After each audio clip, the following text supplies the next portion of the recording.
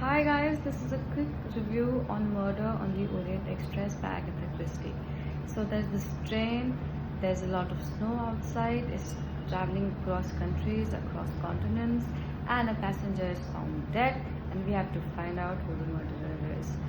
There are two interesting things. The first is the way everybody is interviewed, and there are different interesting characters and one chapter for each interview. For example, there's this Russian princess, there's an investor from Italy, there's this old woman from America, and then this very reserved person from England. So that makes it very interesting. The second part is the various evidences that are found and how all of them are pieced together.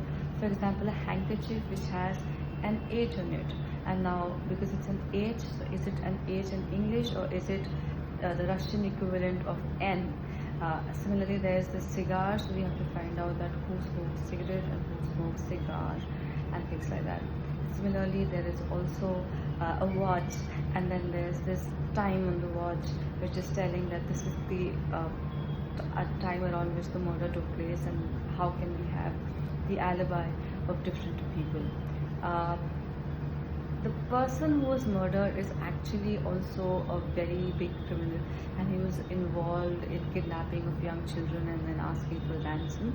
So, and the final outcome of it is that everybody in the train is a murderer. Everything is fabricated, and then they're just trying to put up a show because they wanted to take or wreak out vengeance on this person who used to cause a lot of crime, like kidnapping little kids.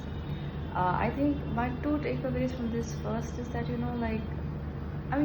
why are they trying to mislead the reader? Because throughout the 80% of the story is about a lot of evidences, about a lot of people who are interviewed, a lot of different suppositions that might be. But then, towards the last chapter, it's like all of that is fake, all of that is false. So it's like you made the reader sit down for so long, and then now you're like, it's just it's all sham, and then everybody is exonerated because that's the second part, because it's supposed to be social justice or mob justice or whatever, because this guy, this person who was killed a lot of children, and just to mete out revenge or settle score, he was killed.